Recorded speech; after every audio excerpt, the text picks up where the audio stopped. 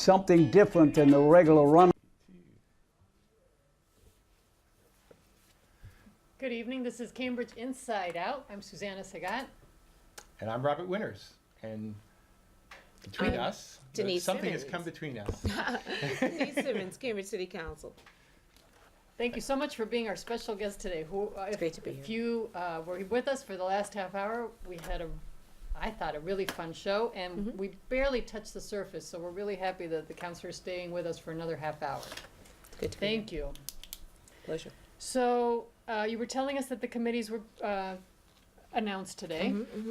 Do you want to tell us, and we talked about that a little bit. Yep. Right? So let's talk instead about your agenda for the 2 years. You know, we started the show at the beginning of the year talking about how people run for election, people run for re-election, and during the campaigns they have to talk about their issues and what they want to do, and then surprise, surprise, they win, and here they have 2 brief little years to get something done.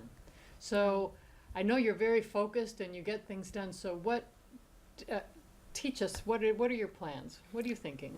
Well, continuing on what I've done in the past, community engagement is really important to me. And so through the Civic Unity Subcommittee, I've sort of given it a subtitle like Creating Community. And it's just trying to get people to interact with one another, make sure people have access. I often say when I was running, I talked about it's not enough to be an elected official in a city that has a lot. You know, we always talk about an embarrassment of riches if people have a hard time accessing it. And so some of the things are having someone to advocate for them so that they can have that access. So some of the things that I'm going to continue to do, and if you know a little bit of my work, I do the town hall meetings, and so this term I'm going to try to do a little town hall meeting in the Area 4 neighborhood. There's a lot going on in the Area 4 or in that part of the city, with Kendall Square being developed and Novartis developing is in overdrive. There's a lot going on. And I think the community's voices, when I hear from my neighbors, they don't feel like they're being heard.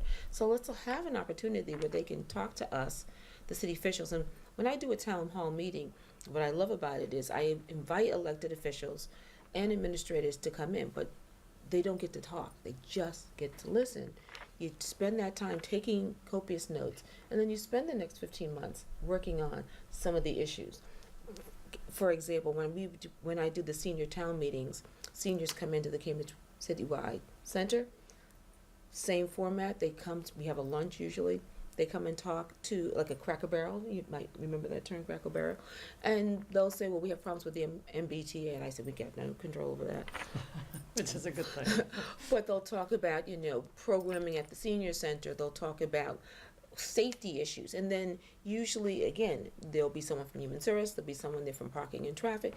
They'll write that down. And then they'll work on that. And then we call them back sometimes halfway through the term and say, this is some of the things that we've done. So I want to do that in Area 4. I want to do that in Riverside. Riverside has a lot of development going on. A lot of people are not happy. But that's what the focus right now is on the development. But there are other issues in the community that we don't hear about. How do people know about these meetings? Well, once we decide a date, we do a couple of things. I'm the old flyer person, although I don't know a flyer anymore, with the bag bill before us, because I usually put something in a bag and put it on the door. Don't put it in a plastic bag. Well, and Right. recyclable. They exist. Or something like that. They do exist. The city, when we have, I call it, it's not reverse 911, but the 311 calls. Yeah. So, tell us about 311 the 311 calls is where we call into your home. The If you the sign city up, calls that. right, and we say, it can be very location specific, and then you just call into that area. So we'll also send out something to the different neighborhood associations or groups that we know that are based there. So there's no school right now in Riverside, but you would send something out to the parents, you'd send something out to the neighborhood association, you'd send something out to the churches, places where people congregate, to let them know about this conversation that's going to be had. And then you have the conversation and you invite people in. So let me just to clarify. If I go on the city's website and sign up for the 311 information, Right. They'll tell they you will about tell street me clean- about city meetings. I don't think there's No. They have special meetings. I don't think people have really cranked up all the capacities right, of they the haven't really system yet. embraced it. Yeah, that's You- But wonderful. it You has get the 311 capacity. for like when Snow cleaning. yeah, when the snow towing, when the emergencies. towing starts or Yeah. so. Right, so towing, right. Yeah, so Oh, you know, that's great. but more it can be used for more. So What- that's what I want to do. One question I was That's a going to ask good about idea. that is that whenever there's community meetings, Mhm. I think Cambridge does have a little bit of a problem in that you often have one facet of an issue will sort of call up the troops, and they'll sort of bring a gang of people, and they'll sort of flood the meeting Mm-hmm. to sort of give sometimes a misrepresentation of what the community wants and says. And it This seems is to me true. that is a problem that never seems to get solved around here. And if I may, the problem is, I think, and we talked a little bit about it when we were talking about that task force. Yeah. We have to work far harder at reaching out to people. The networks exist. So there's the public housing is not as easy as it used to be, but it's not impossible. Particularly some public housing developments have tenant associations, some don't. So if they don't, it makes it a little bit difficult, but it doesn't make it impossible. You have to work harder at reaching those households. It might be, and I know DPW does. I think DPW does it better than any other organization, a department of the city. They go around, they tag the doorknobs, or they drop it in. Well, they shouldn't drop it in their mailboxes, but they find ways to make sure people get the information. And that's the answer. You have That's to work just a little bit harder. You really have to act. It's never good enough to say, well, it was posted on the website, Right, you know, right. hidden behind 37 pages of If you can engage, the school department. The school department has community engagement teams. yes. So you ask the community engagement that's team smart. to reach out to their networks, and now you do have Facebook and Twitter, and so you do all of that, knowing that Right. that's going to get a certain segment of the population. But if I'm doing it, I'm going to reach out. This Western Avenue Baptist down in that community. There's the Cambridgeport Baptist in that community. There's the church. There's the you go over to the Longfellow where the King is now operating, and there's a church that operates out of there. You go into the laundromats. It's not easy, but you have to do Right. that to get the people to come out. That's right. And how often have we heard, even in Riverside, I know when they were doing they're well underway in the Western Avenue reconstruction project, but there had been community meetings leading up to that as part of what the road design was going to be. But then, as soon as it was all announced, a lot of people came out and said, we didn't hear anything about this. Right, right. So we do have to work a little bit better, I think, on Reaching people. really getting people fully engaged, and everybody, not just the people who are in the know. Right, exactly. yeah. And so I hope I'm with you on that. they'll be successful. Again, it's the easy part is planning the date, because I've talked to the city manager and he says, yes, let's go ahead and do that. So the easy part is planning the date. The difficult part is getting the people to come. Yeah. What are the inducements that you'll use? But if we do it in enough time. Food And food childcare. works. Childcare And is And childcare. food and childcare. That's it. But giving yourself enough lead time, so that you can do the proper outreach. Oh, too. Okay, great. Yeah. So you've always been a big advocate for housing and jobs and, Well, housing is one of the subcommittees that I'm chairing, and one oh, of it's the a first, subcommittee of yours. it's a committee of the city council. Yeah, yeah, no, Right, that's yeah, great. so I'm chairing that, and one of the things, I had put together a housing fact sheet. And the reason why I did that is, ever since I've been mayor, I do community hours. When I was mayor, I did it every Friday. As when I do it now is first and third Fridays, and the reason why I do that is because there's no office space for the city councilors. And so it's very hard to find a place to sit down and have a discussion. But that being said, most Just of the throw people, everybody out of the Sullivan chamber. Said just shoo them out well, of first of all, there. that room is far too big to have a one-on-one meeting. But what I usually do is I have people come in, and more often than not, the two big issues is housing and employment. And then there's a whole bunch of other stuff, but it's always housing and employment. So one of the things that we did was we put together this housing fact sheet. How do you apply to the housing authority? How do you apply for just to start housing? When you fill out an application, make sure you take a copy of it, date and stamp it, write down who you spoke to, because oftentimes we'll have people fall off the housing list because they didn't follow up, they didn't meet a deadline, and that misstep throws you right off the list, and you're right at the beginning again. And so we do a lot of one-on-one around that, and so trying to get that out there more so people can, the churches or whoever will use it to let people know, if you're going to apply for housing anywhere. These are the things that you need to do. You know, this occurred to me for the first time just now, is that the housing committee, is that de facto basically subsidized or public housing and not just housing in general? For me, it's housing in general. A lot of times the issues we talk about are affordability, generally, particularly for low and moderate income. But it has, and I guess this comes under this too, but there's inclusionary zoning, there's home ownership programs. How do we get more people more vested in it? How do we get more opportunities for it? You know, looking at our own housing policies. For a very long time, all our housing were studios and ones and twos. You know, trying to get the community development to say, let's do twos, yes, but let's do a few threes, and that's beginning to change as a practice. It's not a policy, but beginning to change that as a practice so that we get fewer units, but we get larger units, like here on Sydney Street. They're only doing ones and twos.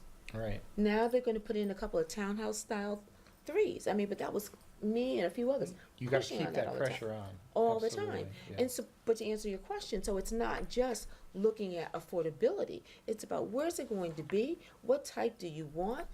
Again, the home ownership piece, looking at some of our practices and do they still function well? I think maybe it's simply that there's been a certain amount of reactive quality to the committee in that, you know, there was some buildings where the affordability is going to go away, so Right. they have to quick act. So they convene the committee to deal with that and to take some actions for more, not so much in terms of a long-term planning way, but more in terms of just sort of preserving what we have. Keeping your finger in the dike, absolutely, and it is that. It's a lot of that, but there's another part of it. You know, remember, what we have to remember as city council is we are policymakers, and so the question for me sometimes, and one of the things I want to do is look at our inclusionary zoning policy, is it time to look at the policy?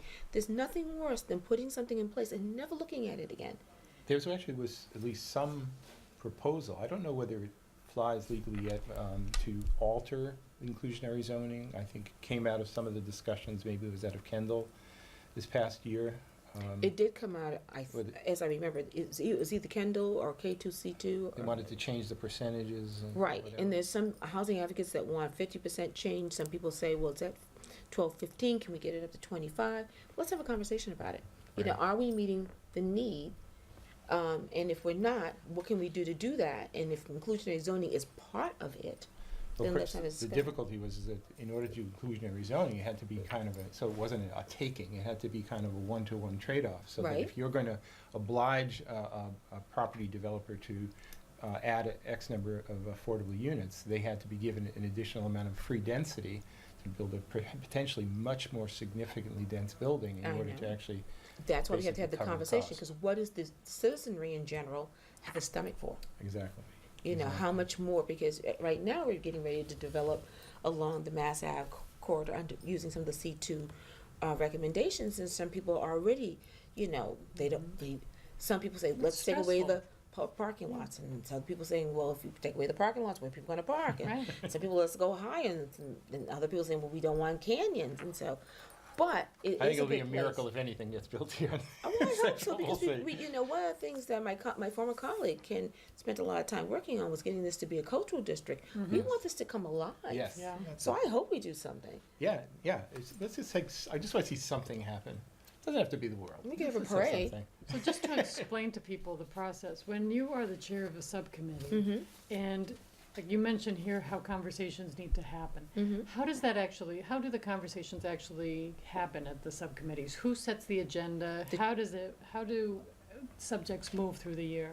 Well, there's two ways. One, the chair drives the agenda, but a topic or an issue can also drive the Right. agenda.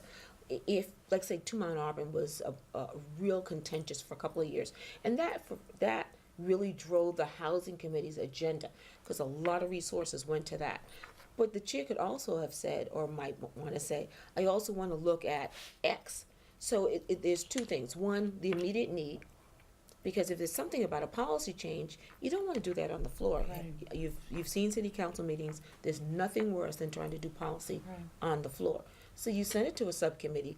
Hopefully that committee will work on it really hard and then bring something back to this for the city council to then debate. So it's two ways. It's either issue driven or driven by the chair. Actually, one other thing worth mentioning there, though, is that those oftentimes by default, it comes to the chair to sort of initiate some, I don't know, an initiative within a committee.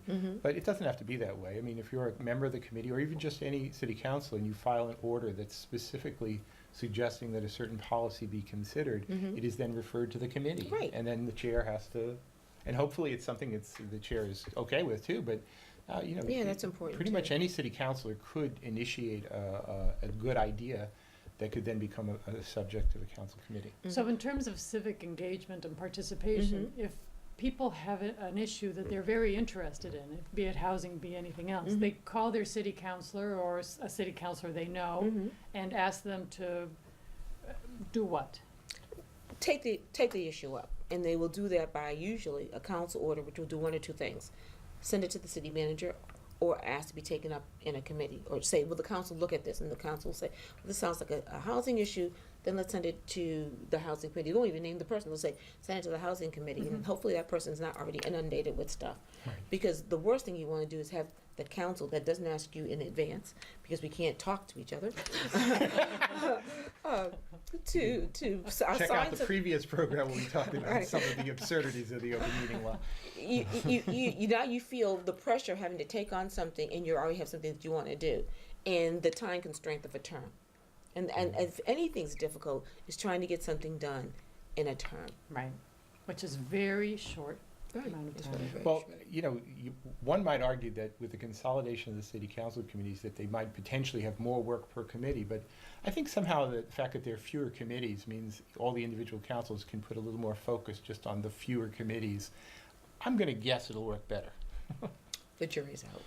I don't know. Well, it looks like a good It report. depends on, it was a lot of hard work, and the members, it was Councilor Toomey, Councilor Kelly, myself, Mayor Marr, our clerk, our assistant to the executive assistant to the city council, Nancy Kaloa.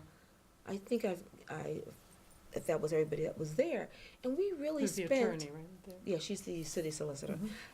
We really sat and just teased it out, and two things happened. We came out with a document because we were determined to come out with a document. We didn't want to hold the subcommittees up very long, but it also said we need to have some more discussion. And hopefully the other thing that's out there is having a discussion about the open meeting law and how the council works, because again, we have 4 new members, and we need older members that kind of need to be reminded what's a Absolutely. point of order versus what's a point of information, and what does that mean? And I have to say, you are the person who basically keeps them honest. And it takes all I got to do it. So, but that's, you ask a very, very good question. So it's trying to get a lot done in a very short period of time. But I think, and to answer your question, we'll see. When you have 2 committees combined, it could make for a very long meeting. It depends on what I'm trying to see is, and I'm not looking at the list, I'm trying to remember off the top of my head what 2 committees that are combined. What happens when you have 2 dissimilar agenda items, but they're in the same committee? Does it happen on the same day? Do you try to have it on separate days? I would say separate meetings. I mean, just if you have a committee called the Economic Development and University Relations Committee, and you want to talk about some job creation thing, that might involve the universities, but certainly doesn't have to, Right. and vice versa. So I'm just interested in, Yeah. you might have to have Donna on the show, our clerk, to see. I'd love to have Donna. Right, you should, because, and she loves history, by the way. I know it. But because it's going to be interesting to see how we make that happen, because you're right. There is, they could, if you're talking about economic development, you're talking about jobs. However, jobs actually comes under the Human Services Committee. Right. So, but let's just say for purposes of discussion, economic development and the university relations, in that context, yes, you can keep it all together. But Yeah. it's just, I think she has her work cut out for her. And she's certainly up to the task. And hopefully, they'll follow up at the end of the term and say this was a good I exercise, think or this we want to do different. of all the consolidated committees, the one that's the most kind of sort of complex sounding to me, it's only because it's combining the 2 committees that already had the longest Longest names. names. What are those? That's the Neighborhood and Long-Term Planning, Public Facilities and Arts and Celebration Committee. Whoa, who's the chair of that? That's Nadeem Mazen, Excellent. right? So we give it to the new guy. Right, that's right. Give it to Mikey. Give it to Mikey, yeah. That's an interesting committee. Well, neighborhoods and public celebrations often happen in neighborhoods, and so it felt like it was a good place to put it. Yeah, that sounds great. Yeah, it may be two distinct agendas sort of paralleling through that committee. That's fine. Well, can you I think it's imagine trying to make that 8 committees? No. There you go. Well, as you've told us from your historical perspective, these committees morph through time. So That's just right. the Yeah. titles will change eventually. Right. Well, They'll you be know, more the truth is that Or change the definition of neighborhood and long-term Yeah. planning to take up public arts and celebrations, and you can just drop the title. well, you listen. The simple observation I'd say over the We're last working 10 out amongst ourselves and tell them what to do. But over the last 10 years, it's oftentimes the personality of the chair which often will shape what the agenda really is. Whether that's good, bad, I don't know. But the thing is that we are talking about 9 human beings, flesh and blood human beings with their own particular inclinations. And, you know, committee structures are all well and good, but ultimately, you know, they're really just sort of little theaters for human beings to act, ultimately. And to discuss their issues. That's it, yeah. So, you know, I wish them all well, and it'll be an interesting ride. It'll in the be next few years. very interesting. Right. Now- Interesting to watch. Now, one of the other matters that I heard you had an interest in, I just wrote down just generically education. Mhm. I think it was something, involvement of families, but was that specifically, you were just talking about sort of the discussion that I heard about this early education initiative and this committee that was, or task force that was appointed by the city manager? Because I know that was a big discussion yesterday. That's not, I mean, I make Oh, a I distinction. missed that. What was that? Well, there's been a conversation that kind of started, did start last term, around universal pre-K. Yes. And out of that discussion, a couple of things came. What was going to be, well, first of all, can you tell everybody that you're going to do it? Because it really kind of erupted in the school committee, but the city was involved in the conversation. And as you know, the city is very involved in early childhood ed programs. Oh, absolutely. So under Henrietta, we had a conversation that probably wasn't. It was a start, but it was not at all sufficient. So I think what David or the current mayor is doing is trying to really give a place to have a conversation around universal pre-K, but not look just at universal pre-K. Look at education from 0 to age 4 or 0 to age 5. Which I think is a far better way to look at it. And you remember to our days back on the school committee, how often did we talk about early childhood education? Where was it going to be cited? And getting people together, and we still haven't answered that question. That and after-school programs, those were two big issues. Right, all They're that. But never ending. this very much Yeah. seems very much in sync with a lot of the discussion Councilor Reeves was promoting, and Baby College and all of that over the last few years too. So it's sort of good to see the thing carrying forward.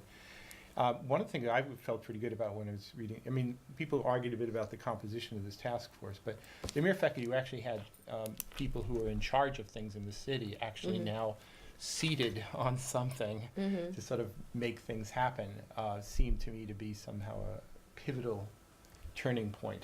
That you weren't just sort of talking about ideas sort of in the abstract or in a political context, because obviously during political campaigns, everybody talks about things like this. Right. But we actually had people from the city manager, head of human services, and whatever involved in a committee to actually talk about what's feasible. Well, that's the important first step, is getting what we call the stakeholders.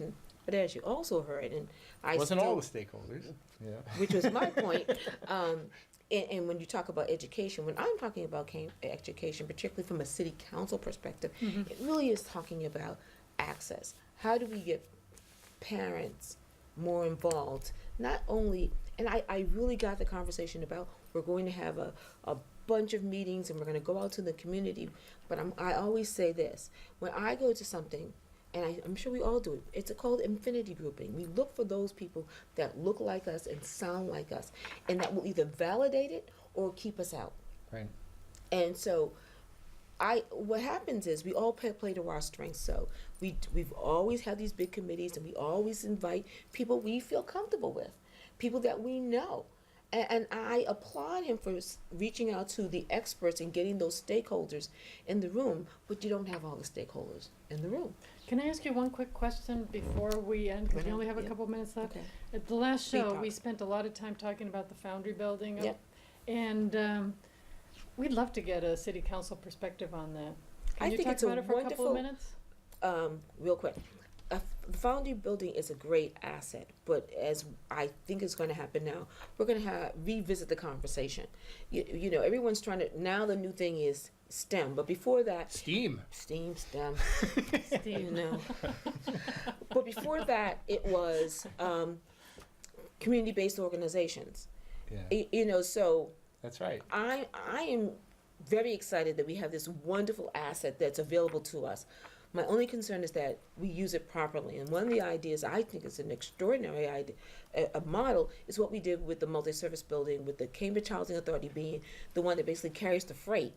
And then we're in there, and it's not a Right. burden to the taxpayer, but you still get community use out of it. So that's what I'm really happy about that conversation, because I want to go back to that. And that's really what I'm looking forward to hear about on March, is it March 4th? And Third, there's I this, think. March The 3rd? special committee It's a meeting? special city council meeting specifically on this, is to actually hear about the mechanics of how you actually make something like this affordable. So, Right. you know, where's And the workable. revenue stream? How Right, do you because make as it work? someone said, you know, if you don't have, because STEAM or STEM is what is it? STEAM. It appears to me that is focused at youth and children. If you don't have a child, you may not get all giddy about it, you know. Right. But and if it impacts your tax bill, I'll never forget the woman that said, "I pay taxes for the schools, and I have a dog that can't have a decent dog run," and she Right. made a good point. Yeah. So you have to, you know, That's a That's good right. point. it was a good, but it's a Now, great. now that we've gone to the dogs, I have to remind you, we only got about 20 seconds left. All right, so Will very. you come back? I would love to, because I feel like, you know, we didn't even talk about the elephant in the room. Denise, the only woman there, and what are you going to do? Oh, yeah. You know, Well, you have to come back, because I so we'll- love We can that definitely story. talk So we'll some come back about and talk about Okay. that. Anyway, until next time, this is another edition of Cambridge Inside.